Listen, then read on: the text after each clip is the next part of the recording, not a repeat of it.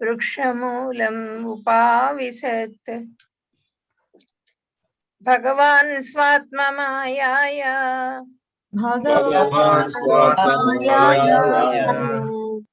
गतिं तामवलोक्य सः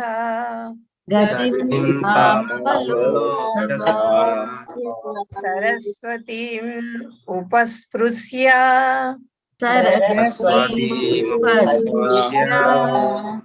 वृक्षमूलम् उपाविशत्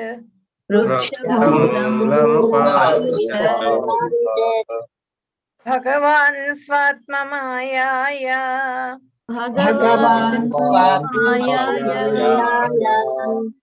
गतिं ताम् अवलोक्य सः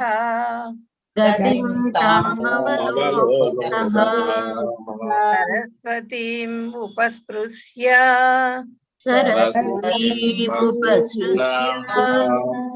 वृक्षमूलम् उपाविशत्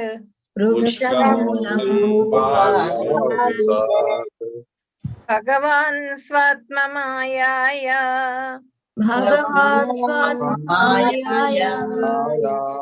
गतिं ताम् अवलोक्य सः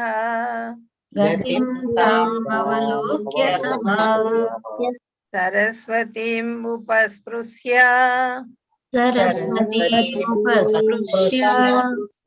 वृक्षमूलम् उपाविशत्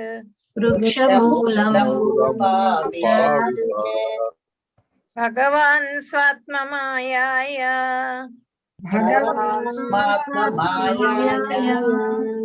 गतिं ताम् अवलोक्य सः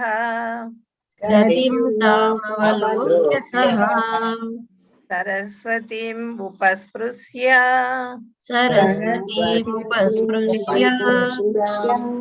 वृक्षमूलम् उपाविशत्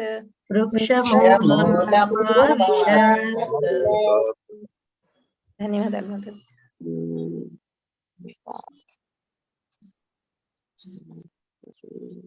ధన్యవాదాలు ప్రభుజీ. ధన్యవాద ప్రణామ్.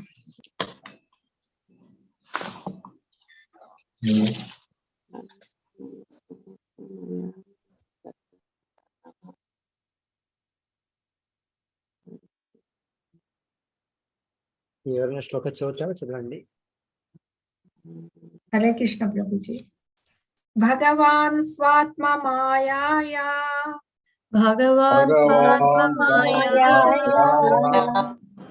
గతిం తాం అవలోక్య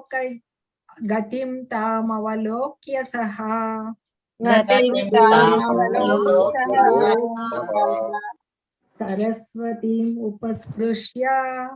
సరస్వతీం ఉపస్పృశ్య వృక్షమూలముపావిశత్. హరే కృష్ణ ప్రభుజీ. హరే కృష్ణ ప్రభు. భగవాన్ స్వాత్మమాయాయా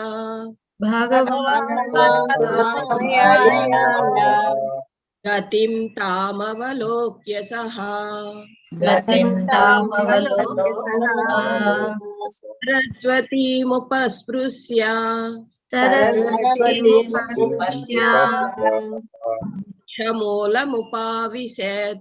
వృక్షమూలముపావిశత్.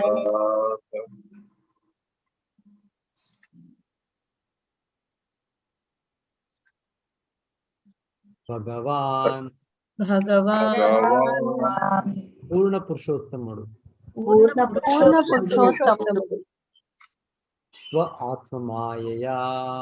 స్వ ఆత్మమాయయా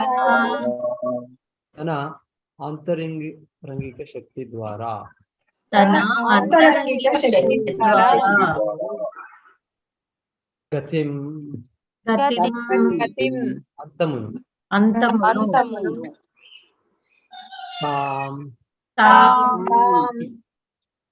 అట్టి అవలోక్య దర్శనము చేసి దర్శనము చేసి శ్రీకృష్ణుడు అతడు అనగా శ్రీకృష్ణుడు సరస్వతి సరస్వతీ నది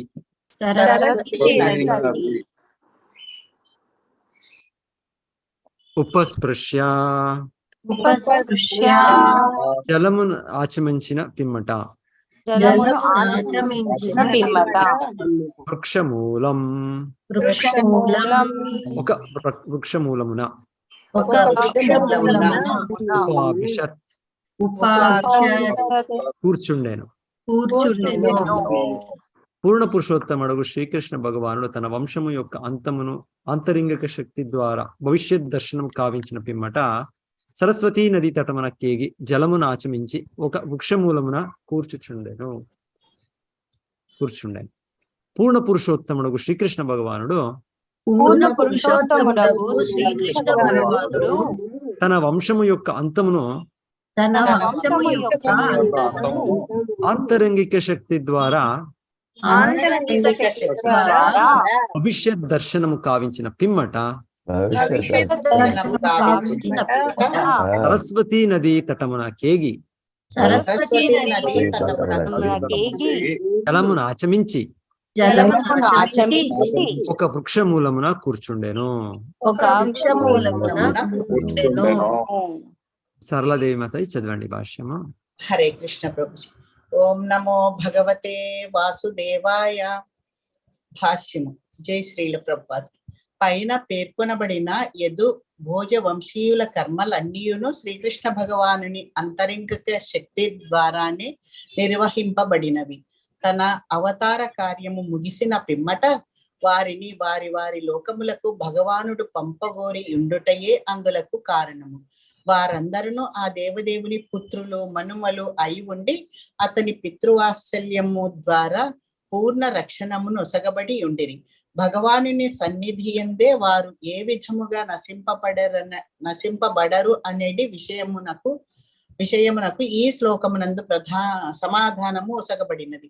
అది ఏమనగా సమస్తము స్వయము భగవానునితోని స్వాత్మ మాయయా నిర్వహింపబడినది. భగవానుని వంశస్థులు అతని ప్రధాన విస్తారములుగా అవతారములో లేక స్వర్గలోకమునందలి దేవతల అవతారములో అయి ఉండిరి. కనుకనే తన నిష్క్రమణమునకు పూర్వము భగవానుడు వారిని తన అంతరంగిక శక్తి ద్వారా వేరుపరచెను. తమ తమ లోకములకు పంపబడుటకు పూర్వము వారు ప్రభాస తీర్థమునకు పంపబడిరి.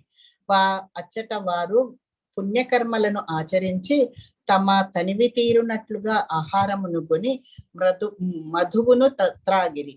ఆ పిదపనే వారు తమ లోకములకు పంపబడినట్లుగా ఏర్పాట్లు జరిగెను. శక్తి పూర్ణమగు యదువంశము ఇక ప్రపంచమున లేదని ఇతరులు గాంచగలిగినట్లు ఆ రీతి ఏర్పరచబడెను. జరిగినటువంటి సంఘటనల పరంపర శ్రీకృష్ణుని ద్వారానే ఏర్పాటు చేయబడినదని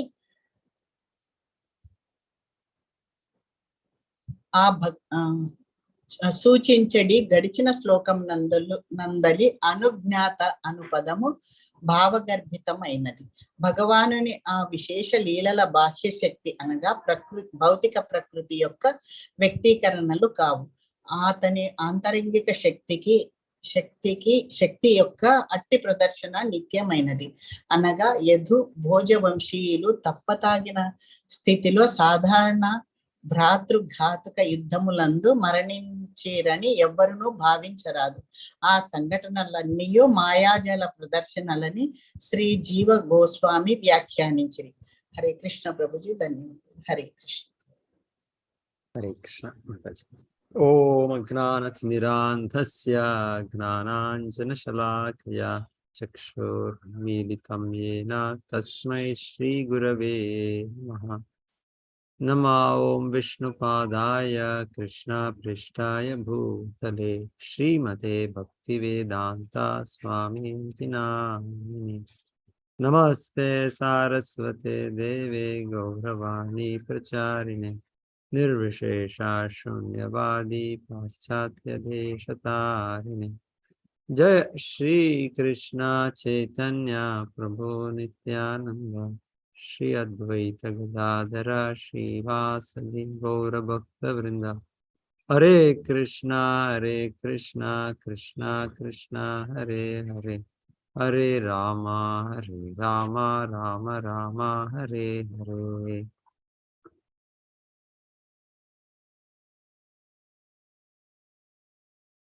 సో 3వ స్కందం 4వ అధ్యాయం శ్లోక 2ది. తేషాం మైరేయ దోషేణ విషమీకృత చేతసాం నిమ్లోచతి రవావ్ ఆసి వేణూనాం ఇవ మర్దనం. ఏ విధముగా వెదురు పొదల రాపిడిచే వినాశము కలుగుచుండనో అదే విధముగా సంధ్యా సమయమున మత్తు యొక్క దోషముల అంతఃప్రక్రియచే వారి చిత్తములో సమతుల్యతను కోల్పోగా వినాశము సంభవించెను.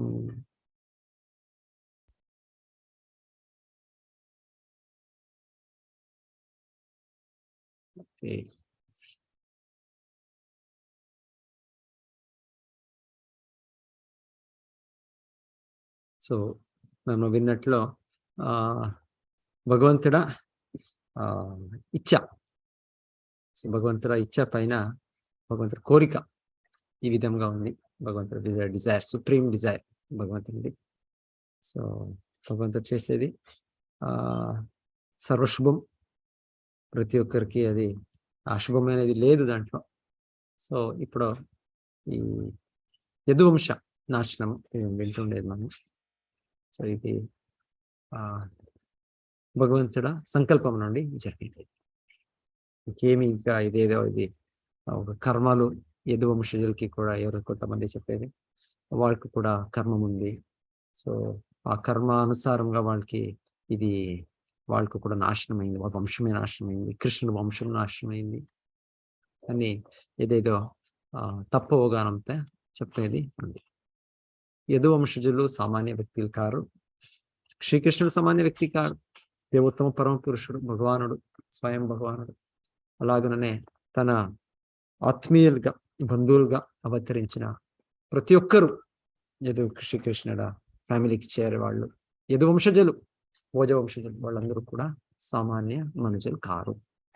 ప్రతి ఒక్కరు కూడా వాళ్ళు ఐదర్ చెప్తున్నారు, వాళ్ళు భగవంతుల నేర సహచర్యులు, నిత్య సిద్ధులు, ఎప్పుడు కూడా భగవంతుడితో వాళ్ళు సహచర్యలో ఉండే వ్యక్తులు, పార్షదులు, నిత్య పార్షదులు. లేకుంటే కొంతమంది భగవంతుడ భక్తులు, ఈ దేవతలు ఈ జగత్కి భగవంతుడు వచ్చారు. సో వాళ్ళు కూడా భగవంతుడితో వచ్చి భగవంతుడ కార్యకలాపాలని వాళ్ళు పార్టిసిపేట్ చేస్తారు. సో ఆ దేవత. సో సామాన్య వ్యక్తులు కారు ఎవరు. సో భగవంతుడ సంకల్పం నుండి జరిగింది. సో ఇక్కడ ఎగ్జాంపుల్ చెప్తుండేది ఎలా జరిగింది. సో ఇక్కడ చెప్తుండేది భగవంతుడు వాళ్ళని ఇక్కడ నుండి వాళ్ళు అంతర్ధానం వాళ్ళ డిసపిరెన్స్ అయ్యే ముందు కూడా భగవంతుడు వాళ్ళని ప్రభాస క్షేత్ర, ఒక తీర్థక్షేత్రం తీసుకున్నారు. భగవంతుడ సంపూర్ణ భగవంతుడ సంకల్పం ఇది. ఇక్కడ వచ్చేయండి ఈ నాశనం. ఇంకొకటి భగవంతుడు వాళ్ళని దీనికి ప్రభాస క్షేత్రం తీసుకొని వచ్చారు. ప్రభాస క్షేత్రం ఒక తీర్థక్షేత్రం. సో భగవంతుడు తీసుకొని వచ్చి వాళ్ళ నుండి ఒక అంత చక్కగా ఒక ధర్మ కార్యాలు వాళ్ళు ఫాలో చేశారు. అది కూడా విన్నాను. సో అక్కడ వచ్చి వాళ్ళు సంపూర్ణం జ్ఞానం ఉండి వాళ్ళు ఎలా వ్యవహరించాలి ఒక తీర్థక్షేత్రంలో, అక్కడ వచ్చినప్పుడు ఏమి ధర్మ కార్యాలు చేయాలి అంతా వాళ్ళు నిర్వహించి, అక్కడ ఉండే బ్రాహ్మణులు వాళ్ళకి శుద్ధ భక్తులు, వైష్ణవులు, సో వాళ్ళకి సేవ చేసి వాళ్ళ అనుగ్రహం, వాళ్ళ అనుమతి నుండి తర్వాత ప్రసాదం స్వీకరించి, సో అంతా వాళ్ళు చక్కగానే చేస్తున్నారు. ప్రతి ఒక్కటి వాళ్ళు అంటే సంపూర్ణ జ్ఞానం ఉండి వాళ్ళు చేస్తున్నారు. ఏం చేయాలి, ఎలా చేయాలి, ప్రతి ఒక్కటి శుద్ధ భక్తులు అంటే వాళ్ళకి సెకండ్కి భగవంతుడి నుండి వాళ్ళకి మార్గదర్శనం. మనకు మార్గదర్శనం లేదు. మనం ఆలోచిస్తుంటాం ఏం చేయాలి, ఎలా చేయాలి, ఏది సరి, ఏది తప్పు. మనం మనస్థితి. శుద్ధ భక్తులు అలా. శుద్ధ భక్తులు అంటే తేషాం సస్దయుక్తానాం భజతాం ప్రీతిపూర్వకం దదామి బుద్ధియోగం తం ఏన మాముపయాంతే. సో వీళ్ళందరూ సంపూర్ణమైన దాంట్లో పరిపూర్ణత పొందే వ్యక్తులు యదువంశజులు. సో భగవంతుడు వాళ్ళకి సెకండ్కి, క్షణానికి, నిమిషానికి భగవంతుడు వాళ్ళకి మార్గదర్శనం ఇచ్చేది. కావచ్చు వాళ్ళు ఉన్నారు అంటే వాళ్ళు భగవంతుడు అంతరంగిక శక్తిలోగా ఉన్నారు. మహాత్మానస్తు మాం పార్థ దైవీం ప్రకృతిమాశ్రిత భజంత్యనన్య మనసో జ్ఞాత్వా భూతావధిం అవ్యయం.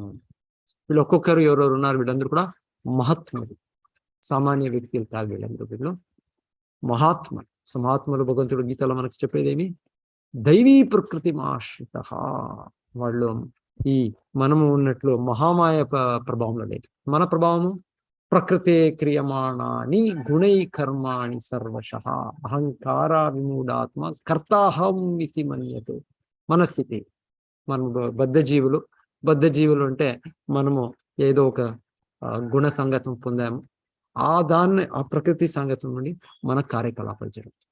ఒక సమయంలో మనస్సు కొంత సత్వగుణంలో కొంత ఉండొచ్చు, అప్పుడు కొంత సత్వగుణంలో ఉన్నప్పుడు మనం చేసే కార్యాలు కూడా కొంత శానిటీ ఉంటుంది, మనకు కూడా మంచిదే, వేరే వాళ్ళకి కూడా కొంచెం మంచిదే విధంగా కార్యాలు ఉంటుంది సత్వగుణంలో. కొంత టైం మనము వ్యవహరించేది కేవలం మన ఇంద్రియ సుఖాన్ని వెనకాలి ఉంటుంది, మనకు కూడా దాని నుండి అంత్యమున ఏమీ లాభం లేదు. కొంత టైం మేము చేసే కార్యాలు సంపూర్ణ తమోగుణంలో ఉంటుంది, పాపకార్యాలు చేస్తుంటాం మనం. సో అప్పుడు మనకు అది ఒక నాశనమే, ఎవరికి కూడా దాని నుంచి లాభం. సో ఇది సంపూర్ణ ప్రకృతి పైన మనం చేస్తుంది కాదు. మనం మహామాయ, భగవంతుడ అంతరంగ శక్తి, బహిరంగ శక్తి. సో ప్రతి ఒక్కరు ఈ భౌతిక జగత్లో మనందరూ ఈ బహిరంగ శక్తిలా ఇది సంపూర్ణంగా బంధనంలో వండుకొని మనం నేను చేస్తున్నాను, అహం భోగి, అహం ఇది ప్రకృతే క్రియమాణాని గుణై కర్మాణి సర్వశః అహంకార విమూఢ అంటే సంపూర్ణంగా మోహంలో ఇప్పుడు ఏమీ తెలియక రాస్కల్ మనం చెప్పేదానికి విమూఢ. భగవంతుడు చెప్పేది నేను చేస్తున్నాను, నేను ఇది చేస్తున్నాను, నా సమాజానికి ఇది చేస్తున్నాను, నా కుటుంబానికి అలా చేశాను, నా దేశానికి అది చేశాను, నేను ఇంత ఇది గొప్ప వ్యక్తి అని ప్రతి ఒక్కరు మనం అనుకుంటున్నాం. ఈ సంపూర్ణంగా అనుకుంటున్నది మనం చేస్తుండేది ఈ ప్రకృతి బంధనంలా, ఈ బాహ్య శక్తి బహిరంగ శక్తిలో చేస్తున్నాము, నేను నాది అని చేస్తున్నాం. అయితే శుద్ధ భక్తులు ఈ ప్రజ్ఞలో లేదు. వాళ్ళు ఉండే ప్రజ్ఞ మహాత్మానస్తు మాం పార్థ దైవీం ప్రకృతి ఆశ్రిత భజంతి అనన్య మనస్సు. వాళ్ళు సంపూర్ణం ప్రతి ఒక్క సెకండ్ భగవంతుని ఆరాధిస్తున్నారు, వాళ్ళు భజిస్తున్నారు. అప్పుడు వాళ్ళు ఈ ప్రకృతిల ప్రభావంలో లేరు. వాళ్ళకి తెలుసు ప్రతి ఒక్కటి కృష్ణుడ ఆదేశం పైన జరుగుతుంది, ప్రతి ఒక్కటి కృష్ణుడ సంకల్పం నుండి జరుగుతుంది, ప్రతి ఒక్కటి కృష్ణ సంతృప్తి కోసం చేయాలి. సో వాళ్ళు కంప్లీట్ యునానిమిటీ, అగ్రిమెంట్ భగవంతుల సహకారంలో ఉన్నారు ఈ యదువంశజులు. అలాగనే భగవంతుడి ఆ సంకల్పం ఆలోచన వాళ్ళు ప్రభాస క్షేత్రానికి వచ్చి అంత చక్కగా వాళ్ళు అంత ధర్మకార్యాలంతా ఆచరించారు. వాళ్ళు అక్కడ ఉండే ఋషిముని వాళ్ళని ఆశీర్వాదం పొందారు వాళ్ళు. సో ప్రతి ఒక్కటి వాళ్ళు కొంత ఇప్పుడు ఏమవుతుంది, సడన్ గా ఏమైంది, వాళ్ళతో మధ్య ఏదో ఒకటి కల. ఇది అసాధ్యమయ్యే ఇది స్థితి, సాధ్యమే లేదు. వాళ్ళ మధ్య కలహము, ఒక మిస్అండర్స్టాండింగ్ మనతో మధ్య జరుగుతూ ఉంటుంది. మెటీరియల్ వరల్డ్ అంటే మా హస్బెండ్ వైఫ్ పైన డిసగ్రిమెంట్ ఉంటుంది, ఫాదర్ చిల్డ్రన్ మధ్య డిసగ్రిమెంట్ ఉంటుంది, ఫ్రెండ్స్ మధ్య డిసగ్రిమెంట్ ఉంటుంది. కలియుగం అంటే అంతే, age of quarrel and hypocrisy. చిన్న కారణాలకి మనం కలహ చేసుకుంటున్నాం, చిన్న కారణాలకి మనం లోగవుగా ఆలోచించేది, బయటగా ఆలోచించేది. ఇది మన ప్రకృతి గుణంలో జరిగే కార్యకలాపాలు. కామ, క్రోధ, లోభ, మోహ, మద, మత్సర్యాల సంపూర్ణ బంధనంలో ఉండి మనం చేసే కార్యకలాపం. సో యదువంశజులు ఇవంతా సాధ్యం లేరు. వాళ్ళందరూ కూడా శుద్ధ భక్తులు అంటే దాసానుదాస.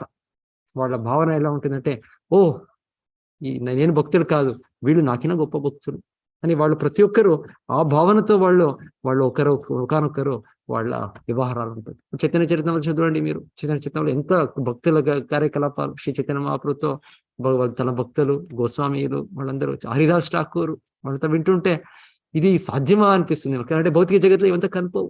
భౌతిక జగత్లో నేను గొప్పవాడు, నన్ను మీరు సేవించాలి, నేను చెప్పినట్లు వినాలి, నా మాట వినాలి, నీ మాటలు వినాలి నేను. ఇది మనము భౌతిక చైతన్యం అని, మళ్ళీ మెటీరియల్ కాన్షియస్నెస్. ఆధ్యాత్మికంలో అలాగని ప్రతి ఒక్కరు ఇంకొకరు శ్రీకృష్ణుడు భగవంతుడికి ఎంత ఆత్మీయుడు. సో చెప్తారు, ఒక టైంకి ఎవరో వస్తారు చైతన్య మహాప్రభుని సందర్శించేదానికి. వాళ్ళ పేర్లు నేను మర్చిపోతాను, ఎవరు వాళ్ళు, వాసుదేవ్ ఘోష్ అనుకుంటాను, మోస్ట్లీ వాసుదేవ్ ఘోష్. వాళ్ళు ఇద్దరు బ్రదర్స్, సహోదరులు వస్తారు. సో అప్పుడు వచ్చినప్పుడు ఒక సహోదరుడికి చైతన్య మహాప్రభు చాలా ఒక ఇది చూపిస్తారు, ఏమి ఇది వాళ్ళని ఆహ్వానించి వాళ్ళు గౌరవం ఇస్తారు. అయితే కూడా చెప్తారు వాళ్ళకి సహోదరుడు తెలుసు, నా తమ్ముడు నాకిన్నా ఎక్కువగా శ్రీ చైతన్య మహాప్రభుకి ఆత్మీయుడు. సో నేను ఒక డివోటి, నేను కూడా భక్తుడు లేదని కాదు. అయితే నా తమ్ముడు నాకిన్నా ఏజ్ లాగా చిన్నది ఉండొచ్చు, అయితే శ్రీ చైతన్య మహాప్రభుకి చాలా ఆత్మీయుడు, సాక్షాత్ శ్రీకృష్ణుడు భగవంతునికి నాకిన్నా ఎక్కువ ఆత్మీయుడు అని వాళ్ళు చెప్పే మాటలు ఒకటి వస్తున్నాయి. వాసుదేవ ఘోషం, సుబాదేవ ఘోషం అనుకుంటా, వాళ్ళిద్దరు గొప్ప భక్తులు. సో ఎనీవే ఇక్కడ నేను చెప్తే పాయింట్ ఏమంటే, ఈ విధమైన ఒక చింతన, ఈ విధమైన ఒక కాన్షియస్నెస్ లో ఉన్నారు ఈ సామాన్య అన్ని భక్తులు ఉండే కాన్షియస్ ఒకలాగే, అంత 26 సద్గుణాలు, వైష్ణవ గుణాలు పొంది వాళ్ళు ఉండే వ్యక్తులు వాళ్ళు. సో వాళ్ళ మధ్య ఈ ఒక చిన్న ఏదో ఒకటి కలహము, వాళ్ళు ఒకటి ఇంకొకరికి తిట్టేది, ఇది you are demon, you are rascal, you are ఇది మనం ఇది చేస్తుంటాం. మనం ఇది అన్ని పదాలు మంది పదప్రయోగం, అన్ని మంది మంచి పదాలు మన డిక్షనరీ నుండి వస్తుంది. మనకి క్రోధము ఇది ఇంకొకటి వచ్చినప్పుడు మన నోటు నుండినో లేకుంటే మన నోట్లో లేకుంటేనో మనసులానా అది పారుతుంటుంది మాకు. ఇది ఈ విధమైన చైతన్యంలో లేరు వాళ్ళు ఉండేది. వాళ్ళు వైకుంఠ కాన్షియస్నెస్, గోలోక కాన్షియస్నెస్, అక్కడనే వాళ్ళు 3 గుణాల పైన అధిగమించి ఉండే వ్యక్తులు. సో వాళ్ళ మధ్య ఈ ఒక విధంగా ఇంకొకరికి హృదయంలో వాళ్ళకి నొప్పి వచ్చినట్లు వాళ్ళకి మాటలు మనం చెప్పేస్తాం, ఎవరికి కేర్ చేయము, యు ఫూల్, ఒక మాట మూర్ఖుడు అని చెప్పేస్తాం, అని మీకు తెలియదు మనం ఇది ఈ విధంగా మన వ్యవహారం జరుగుతూ ఉంటుంది మనది. ఒక బాసింగ్ ఓవర్, ఒక డామినేటింగ్, ఒక తిట్టేది, ఇదంతా మన వ్యవహారం. ఇది యదువంశజుల మధ్య ఇవంతా లేదు. యదువంశజులు అంటే వాళ్ళు ప్రతి ఒక్కరు వాళ్ళు భగవంతుడ అంత శుద్ధ భక్తులు, ఆత్మీయులు. దీంట్లో ఇది ప్రశ్ననే లేదు. వాళ్ళ మధ్య ఈ విధమైన వ్యవహారం. యాక్చువల్లీ పాండవులు చెప్తారు, పాండవుల మధ్య గొప్ప భక్తులు పంచ పాండవులు, ధర్మరాజు, ఈ భీమసేన, అర్జున, సహదేవ, ఎంత వాళ్ళ మధ్య వ్యవహారం అంటే చెప్తారు అంత ఒక చక్కగా ఉంది. ఎవరు చూస్తేనో వాళ్ళు అది అంత విధంగా అంత ఒక ప్రీతి ప్రేమతో వాళ్ళ వ్యవహారాలు జరుగుతుంది. తెలుసు వాళ్ళకి ఈ ధర్మరాజు మనని ఈ దీంట్లో జూడంలా దీంట్లో పెట్టేస్తారు అని. భీమసేనుడు పోతే లేదు, నా అన్నయ్య, వాళ్ళు చెప్పింది ఫాలో చేయాలి. వాళ్ళు నాకినా గొప్ప భక్తులు, వాళ్ళు ఉన్నట్లు నేను వ్యవహరించాలి. సన్నివేశం మా చేతిలో లేవు, స్వీకరించారు భీమసేన అర్జున ఏమి అప్పుడే వాళ్ళు బిల్లు ఇది తీసి దుర్యోధన అప్పుడే వధించవచ్చు, వాళ్ళు చేయలేవాళ్ళు. అంటే ధర్మరాజు పైన వాళ్ళకి గౌరవం ఉంది, నకులాస్, ప్రతి ఒక్కరు. సో వాళ్ళ వ్యవహారాలను చూడొచ్చు. భక్తుల వ్యవహారం ఎలా ఉంటుంది, వాళ్ళంతా సహకారంతో ఉంటుంది. శుద్ధ భక్తులు పాండవులు. ఇంకొక వైపు చెప్తారు, ఏదో ఒక ప్రచేతలు వాళ్ళు 10 సోదరులు, వాళ్ళ మధ్య భగవంతుడు అవతరించినప్పుడు చెప్పేది, మీ మధ్య ఉండే ఇది పరస్పర ప్రేమము నాకు చాలా నచ్చుతుంది, నాకు చాలా ఆనందం వస్తుంది. సో భగవంతుడికి ఇప్పుడు ఎవరైతే సహజమైన ఇది తల్లిదండ్రులు వాళ్ళేం ఆలోచన ఉంటుంది, అయ్యో నా పిల్లలు వాళ్ళ మధ్య పరస్పరం చాలా బాగా ఉండాలప్ప. ఫస్ట్ గా అందరూ ఒకటే ఉంటారు, ఫస్ట్ 10 సంవత్సరాలు 20 సంవత్సరాలు అంత ఒట్టిగా అందరూ గ్రో అవుతాం. అయిన తర్వాత మనదే, నాది వేరే నీది వేరే, నాకు ఇది షేరు నీకు షేరు, నాకు చేరేది నీకు చేరేది, నా ఫ్యామిలీ నీ ఫ్యామిలీ అని సహోదరులు. ఇది భౌతిక చైతన్యం, ఆధ్యాత్మిక చైతన్యం. అది ఆధ్యాత్మిక చైతన్యం అంటే ఆ ప్రేమ అనేది ఇంకా ఎక్కువ అవుతుంది. భౌతిక జగత్లా ఇదేదో ఒకటి, ఇది ఒక రోగం అంతే. ఇది భౌతిక మోహము, ఇది రోగము. ఈ రోగంలో మనము ఈ విధమైన వ్యవహారం, ఆధ్యాత్మికంలో ఈ వ్యవహారాలు కాదు. అక్కడ ఇంకా ప్రతిరోజు భగవంతుడి భక్తులతో ఉండే ప్రేమము ఇంకా ఎక్కువ అవుతుంది. ఇంకా డీలింగ్స్ ఇంకా రిఫైన్ అవుతుంది.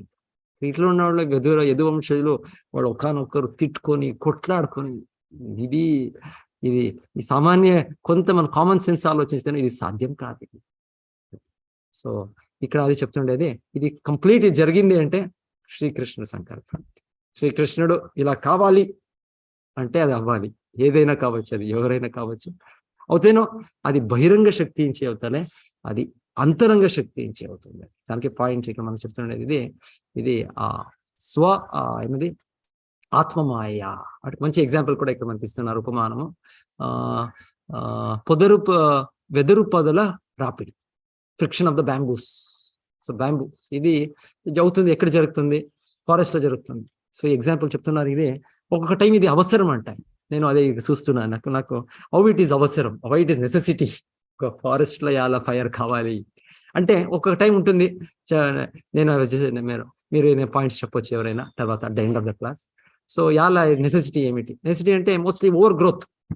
ఏదైనా కొన్ని దీంట్లో థిక్ బుషెస్, ఇదిగా ఎంత ఒక చెట్లు చూస్తే కొన్ని సైట్స్ ఇక్కడ చూస్తే ఎవరు ఒక ఎంట్రీ కాదు, ప్రవేశం కాదు అంట. అంత విధంగా ఇది చెట్లు ఇదైనప్పుడు ఏమవుతుంది? ఎవరికి కూడా అక్కడ లాభం తీసే కాదు. చెట్లు మాత్రమే నివసించాలా? వేరే జంతువులు లేరా? వేరే మృగాలు లేరా? వాళ్ళు నివసించదొద్దా? లేకపోతే మనుషులన్నీ ఇంకా నివసించదొద్దా? సో అప్పుడే అవసరం ఉంది. వాళ్ళు అంత కంప్లీట్ స్పేస్ వాళ్ళు ఇచ్చేసినప్పుడు కొంత స్పేస్ క్లియర్ చేయాలి. సో భగవంతుల ప్రకృతి దీని నుండి వాళ్ళ మధ్యనే అదేమవుతుంది, ఆ వెదురులో వాళ్ళు ఒక విండ్ దీనిదేమో ఇదయి గాలి నుండి ఫ్రిక్షన్ అయ్యి ఒక పెద్ద ఇది వస్తుంది, అగ్గి. ఆ అగ్గిని ఎవరు ఆపేకేయలే, మనము లేదు ఫైర్ బ్రిగేడ్ తీసుకొని వెళ్తాం, ఇది ఆపుతాం కాదు. ఇది ఆ విధంగా అది సంపూర్ణ నాశనం అంట. అరణ్యము మధ్యలో ఎక్కడో స్టార్ట్ అవుతుంది. ఏ మనుజుడు వెళ్ళి ప్లాన్ చేసి మనం చేసేది అవసరం లే.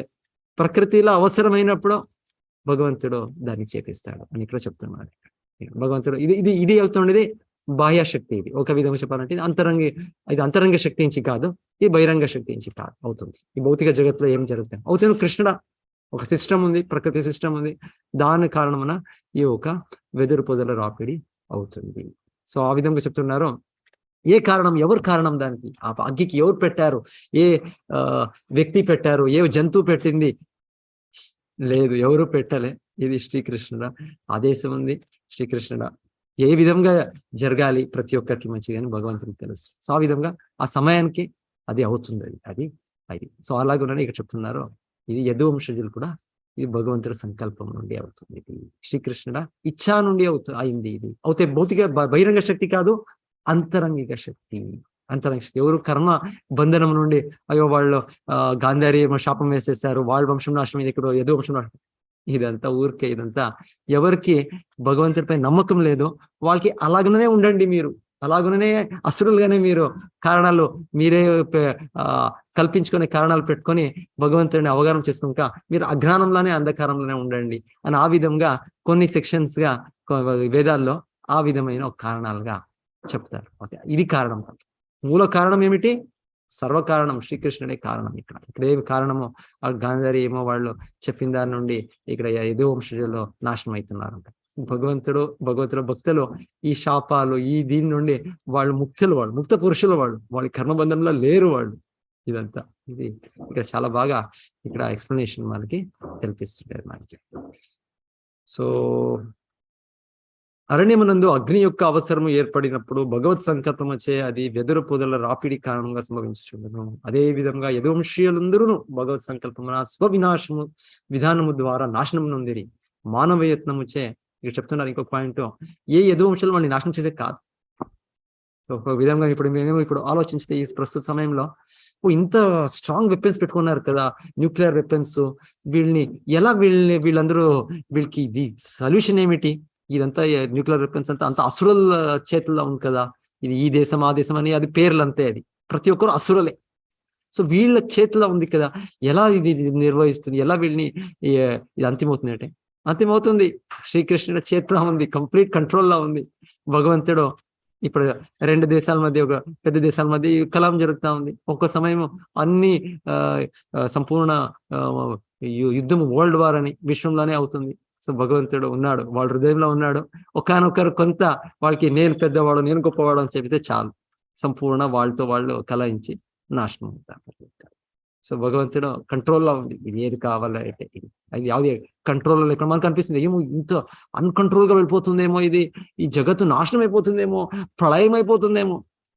ప్రళయం అవుతుంది, శ్రీకృష్ణ కంట్రోల్లో ఉంది. ఎప్పుడు అవ్వాలి, ఎలా అవ్వాలి కృష్ణునికి తెలుసు. సో ఇప్పుడు ప్రస్తుతంగా కొంత డిస్టర్బెన్సెస్ ఉంటుంది. భగవంతుడు అన్వాంటెడ్ ఎలిమెంట్స్, ఎలా ఒక ఫార్మర్ ఒక రైతుడు ఏది అవసరం లేదు దాన్ని తీసి బయట వేస్తాడు. అలాగే భగవంతుడు కూడా సమయానికి కాలానికి ఇట్లా అన్వాంటెడ్ ఎలిమెంట్స్ ఉంటారు. వీళ్ళు అసుర ఇది స్వభావంతో. సో భగవంతుడు వాళ్ళ మధ్యనే ఏదైనా ఒక కలహం ఇంకొకటి చేసి నాశనం చేస్తారు భగవంతుడు. సో ఇప్పుడు మనం భగవంతుడు సంకల్పం, భగవంతుడు కంట్రోల్ ఉంది, భగవంతుడు ఏది కావాలంటే చేయొచ్చు. కృష్ణ క్యాన్ ఇక్కడ దానికి ఇక్కడ చాలా బాగా కొనాకి ఈ దీంట్లో జీవ గోస్వామి గారు పెద్ద భాగవత వ్యాఖ్యానకారులు వాళ్ళు చెప్తున్నారు, ఇది మ్యాజికల్ పాస్ టైమ్స్. మ్యాజికల్ ఏమి అది అది తదనుజ్ఞాత, భగవంతుడ అనుజ్ఞాత అనే పదముతో సూచించబడినట్లుగా వారు ఆ విధంగా అతని ఆదేశమును మన్నించిరి. శుద్ధ భక్తులు కంప్లీట్ గా కృష్ణుడు సరెండర్, కృష్ణ ఇచ్చాక వాళ్ళు ఏదికి రెడీ అవ్వాలి. ఇలా అర్జునుడు మొహం ఇదై భగవద్గీత వచ్చింది, అలాగనే ఇప్పుడు యదువంశులు అవసరంలే వాళ్ళు ధామకు వెళ్ళొచ్చు వాళ్ళు. సో దానికోసం భగవంతుడు చెప్పిస్తుండే అంతే. అండ్ దాని నుండి కొంతమందికి ఎవరో నాస్తికులు ఉంటారు, అసురులు ఉంటారు, వాళ్ళు శ్రీకృష్ణుడు కూడా వాళ్ళ వంశం కూడా సామాన్య వ్యక్తులు, వాళ్ళు కూడా నాశనం అవుతున్నారు అని వాళ్ళ అజ్ఞానంలోనే ఉండి అని భగవంతుడు అది కూడా చేసేది. భగవంతుడు చేసే కార్యాలు భక్తులకి అవగాహన అవుతుంటుంది, దాన్ని ఒక మీనింగ్స్ అంతర్య అవగాహన అవుతుంటుంది. అభక్తులు ఉన్నప్పుడు ఇంకా ఇగ్నోరెన్స్ కి వెళ్తారు. వాళ్ళు సామాన్య వ్యక్తి, కృష్ణుడు సామాన్య వ్యక్తి. సో ఈ విధంగా వాళ్ళు ఆలోచించేదానికి భగవంతుడు మీరు అలాగనే ఉండండి, మీరు సంపూర్ణ మహామాయల బహిరంగ శక్తులు ఇంకా కప్పబడండి, అట్లే ఉండండి. భగవంతుడు ఈ విధమైన తన దివ్యలీలు భగవంతుడు చేశాడు. ఇక్కడ ఏం చెప్తారు, ఇక్కడ మాయాజాల ప్రదర్శనలని శ్రీ జీవ గోస్వామి వ్యాఖ్యానించారు. మ్యాజికల్ పాస్ట్ టైమ్స్, భగవంతుడ కార్యపాలు ప్రతి ఒక్కటి మ్యాజికల్లే. యాక్చువల్లీ భగవంతునిది ప్రతి ఒక్కటి జగత్తు భగవంతుడు చేసేది, మెటీరియల్ వరల్డ్ కూడా మ్యాజికల్లే. భగవంతుడు చేస్తుండేది ప్రతి ఒక్కటి ఎలా జరుగుతుంది అని ఇంకా సూక్ష్మంగా ఆలోచించితే ఏదో ఒక శాస్త్రవేత్తలు వాళ్ళకి అవగాహనమైనట్లు కారణాలు చెప్తారు. ఇంకా మనం సూక్ష్మంగా ఆలోచిస్తే ఇదంతా మ్యాజికల్. భగవంతుడా ఎలా జరుగుతా ఉంది, ఈ భౌతిక ప్రకృతి ఎలా జరుగుతా ఉంది, ఒక్కొక్క ఆటము, ఒక అణువు ఎలా కార్యకలాపాలు చేస్తుంది, ఒక జీవులు, ఒక ప్రకృతి, ప్రతి ఒక్కటి కూడా మ్యాజికల్, మాయాజాల ప్రదర్శన. భగవంతుడా ఇది కార్యకలాపం. హరే కృష్ణ. అందరికీ ధన్యవాదాలు. హరే కృష్ణ ప్రభుజీ. ఎవరు చెప్తారా ఏం కారణాలు ఇక్కడ చెప్తున్నారు? కారణం ఏమి? అరణ్యం ఒక్కొక్క టైం అవసరం ఉంది, దాని నాశనం అని చెప్తున్నారు. ఇంకేవి కారణాలు మీకేవన్నా దాని గురించి?